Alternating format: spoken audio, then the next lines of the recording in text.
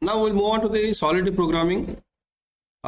In this, we'll see the inheritance concept, which is an important concept in Solidity. The inheritance concept we have seen in C++ also, in also Java programming also. In C++ there are 5 types of inheritances: single, multi-level, multiple, hierarchical and hybrid inheritance. In Java programming there exists only 2 types of inheritance: single and multi-level inheritance. Multiple inheritance that we can achieve using interfaces. This is what the inheritance concept in those languages. In Solidity there is a inheritance, single inheritance concept. Like this inheritance demonstration, let's modify the program given in 6 already previously that we have discussed it, that we will just to modify this. Now Pragma Solidity 0.5.10, that is 5.0 compiler and above, I'm using loan agent. Loan agent is a contract. Address public owner. Now the constructor will be like, after 5.0 just will write constructor public owner is equal to message.center. The one who created this loan agents will become the owner. Now kill. So kill means the whatever the loan amount received in this contract, before killing that must be sent to the owner back. Then the constructor will be, sorry, the contract will be destroyed.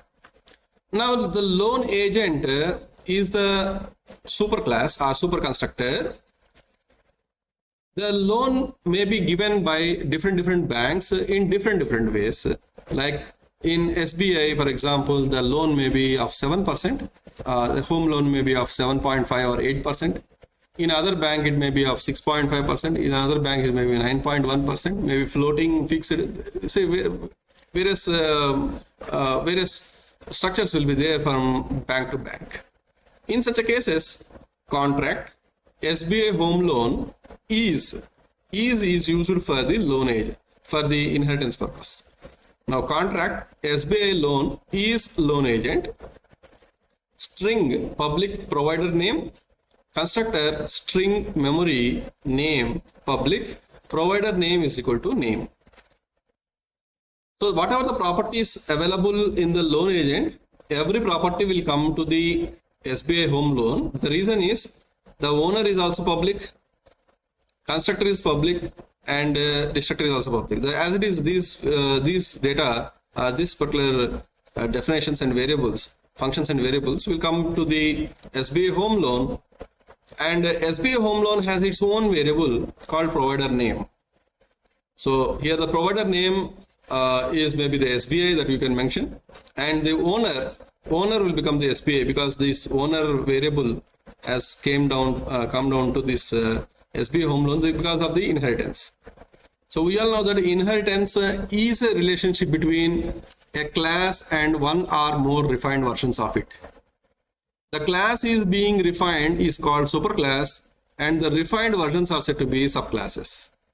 So if I say Ramu is a good boy, that means the properties of good boy, that what you assume, how the good boy looks like, all the properties will come to the Ram. So here is a keyword, especially in general in the object-oriented representations. Is a keyword used for the inheritance. The same is has been used here. So contract SBI home loan is loan agent. So this is the way you can mention the single inheritance, which is supported in the Solidity. Now we'll see the modifiers. User defined modifiers is method in Solidity basically allowed a condition to be checked before a statement execution. So before executing, because once the function is executed, that will be written onto the blockchain, or the transaction will be written onto the blockchain. Hence, before executing itself, we want to check whether the required function need to be executed or eligible for execution or not. For all these things, this modifiers will be helpful to us. Required syntax. This required syntax is a very important syntax that need to be used. Require of Boolean condition message. The following program is the refine of previous one, that is loan agent. Now contract loan agent, as it is address public owner constructor. Now modifier only owner. This is the modifier only owner.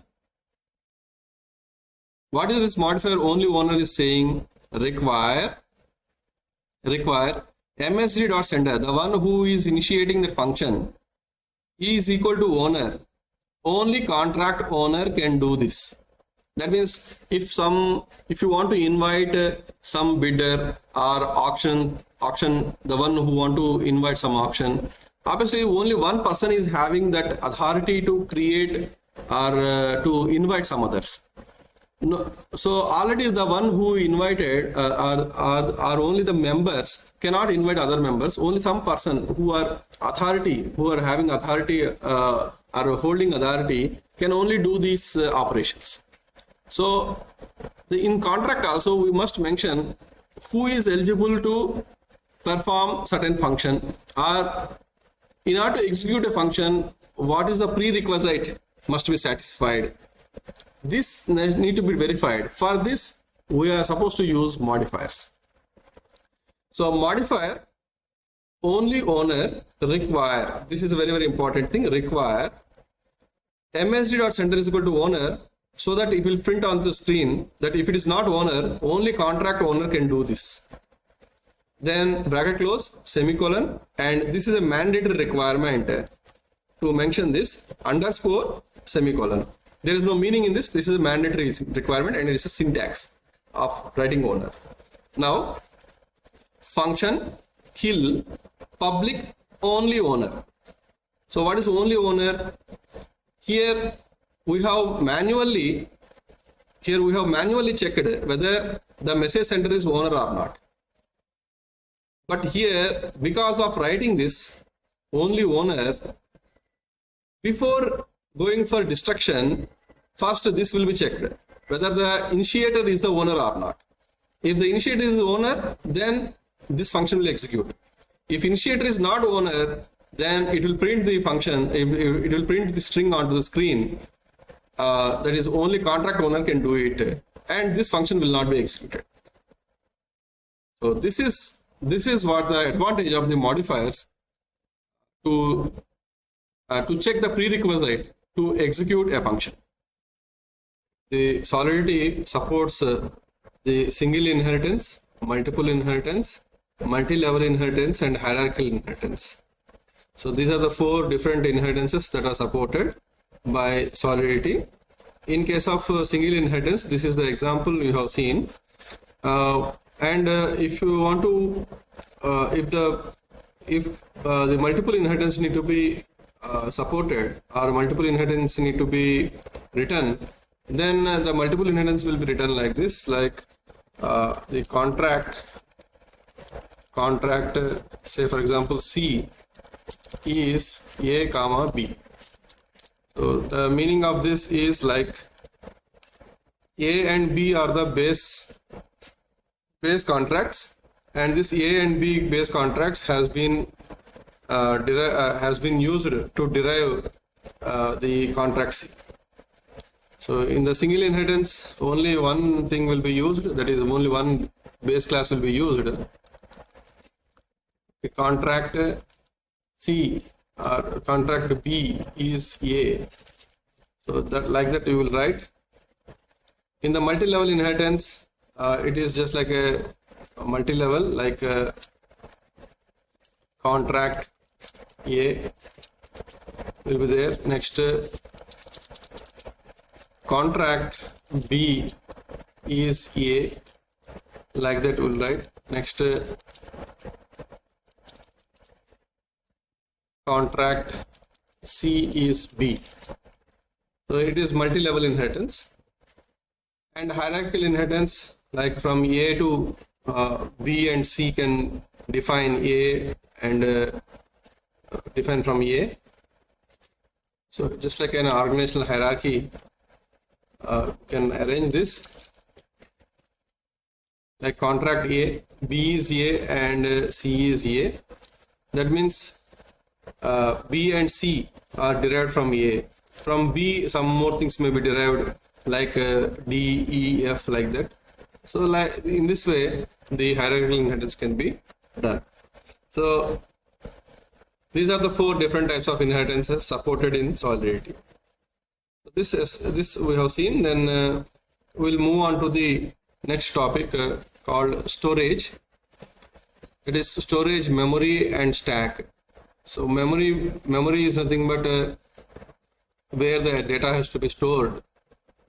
So each account has a data or called storage, which is persistent between function calls and transactions. Persistent means it is saved. Okay, persistence means saved, which is persistent between function calls and transactions. Storage is a key value store that maps 256-bit word to 256-bit words to 256-bit words. So this is what storage means. The second data area is called memory, of which a contract obtains a freshly cleared instance of each message call. Memory is linear and can be addressed at byte level, but reads are limited to a width of 256 bits, while writes can be either 8 bits or 256 bit wide. The reading operations will be of can be limited to the width of 256 bits, but writing operations can be either of 8 bits or 256 bits wide. At the time of expansion, the cost in gas must be paid. Memory is more costly than whenever it grows larger. So as it grows, the number of gas points to be spent will also be grown quadratically, that it scales quadratically. The EVM is not a register mission, but it is a stack mission. So all computations are performed on the data area called the stack. It has a maximum size of 1024 elements. That means you can accommodate up to 1024. You cannot accommodate more than 1024 as a stack value, and contain 256 bit, contain words of 256 bits. These are the storage, memory, and stack. Let's see how this can be used. Let's see the struct concept. So memory is especially used for the reading and writing purpose, and whenever you say storage, the data which is going to be called is persistent between the function calls and transactions. And stack is used to when you are working with the EVM, and EVM will work in the form of stack. And the maximum size of the stack is 1024 elements. You cannot accommodate more than this, or contains the words of 256 bits. This you are supposed to remember. Next one is structure. In order to accommodate heterogeneous data, we are going for the structure. So here Pragma Solidity 0.5.10, here structure. Same here, loan agent is there. We are supposed to give the loan to some customer. So we need to get the information of the customer, like address, name, age, which are heterogeneous in nature. So we are going to combine these things in one structure. In C++, structures will be written like this: struct name, bracket open, data types, data are variables, and bracket close with semicolon. But here there is no semicolon. Directly bracket close, that's all. This change need to be observed. Next is address of the bank, customer array. This is the customer array. Next is constructor. Bank address is equal to message.sender. The one who create this contract will become the bank, is the bank address. Now the by banker, it's a modifier. Modifier is especially used to check the function before execution. So if the initiated if the function initiation was done by the banker, then only the operation has to be executed. This is the modifier, that is by banker. Function add customer string memory name. So here memory is used. So which is a storage point here memory. The second data area is called memory, of which a contract obtains a freshly cleared instance for each message call. Because as you enter the data of the customer data which was entered previously is will be different from the next customer. So we have to take the fresh instance of the data. So that is the reason we always take it as a memory. So of which contract obtains a freshly cleared instance of each message call. Memory is linear and can be addressed at byte level, but reads are limited to the width of 256 bit, while writes are either of 8 bits or 256 bit. Here we are performing the read operation. Here string memory name, and it's of read operation. We are going to read the name of 256 bit length maximum. Uint age public by banker. So adding of the customer can be done only by the banker. Before the execution of this function, whether this function is going to be initiated by the banker or not will be checked. If it is a banker, then only this operation will happen. Customer memory CU, this is memory, is a fresh instance will be created. Customer of new address. So this is the way of representing the first address in the given list of addresses. So new address of bracket 0. So the first address will be represented name comma age. Customer dot push. See, CUST is the customer array. In this we are going to push it customer dot push of CU. Customer dot customer length -1 dot address dot push of message sender. So we are going to push it into the array. So push is the operation especially used for taking the object and pivoting into the array. This is the default operation that we use, push operation. Function get customer name, uint index, public view by banker returns. So this operation will also be done by the banker itself.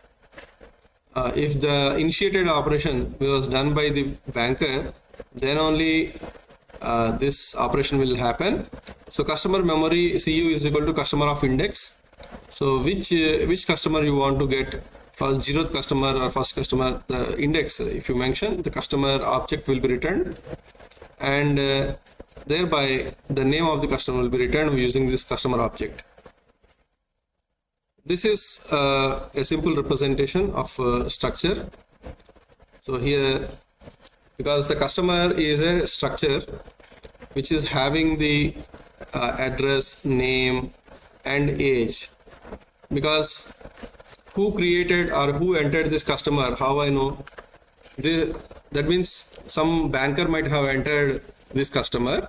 So obviously we need to record the banker's address also. The reason is in the blockchain we should know who made this transaction as a record. So we need to keep track of that. That is the reason we can observe here the customer of customer dot length -1. Whenever you push this object into the customer array, which is a structure array, automatically the length will be incremented by 1.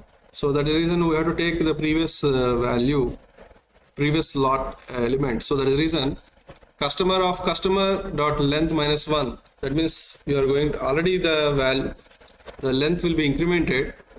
So we are going to take the previous value, previous length value, that is customer dot customer length -1 length -1 dot addr address. So this structure is consisting of the address. In this address we are pushing the banker's address. So that means with this we can come to know that this customer has been entered by this so and so banker. That is what the meaning of this. So in this way this program has been written. Now some exercise questions will be given. Just to go through this. Develop a Solidity program for implementing operations of a stack. We all know the stack is a last in first out fashion. we might have done the basic programming in data structures for stack. We initialize the stack with that is we have a maximum value of the stack, and if no element is there, that is what called underflow, and if it is reaching maximum value of the size of the stack, then it is overflow. And to keep track of the maximum or minimum, we use a pointer called top pointer. So using the top pointer, we'll decide whether the stack is full or stack is empty. So whenever we push into the stack, then automatically the top pointer will be incremented. Whenever you remove the element from the stack, top pointer will be decremented. So for this, you need to go for operations such as push, pop operation and display operation. So push operation is nothing but a check stack is full or not. If it is not full, then insert the element. Pop, check the stack is empty or not. If not empty, then pop the element. And display, check the stack is not empty or not. If not empty, then print the elements in the stack. So using the for loop, using the modifiers, we are supposed to do this. So whenever you go for the function push function, the modifier to be used is whether it is full or not.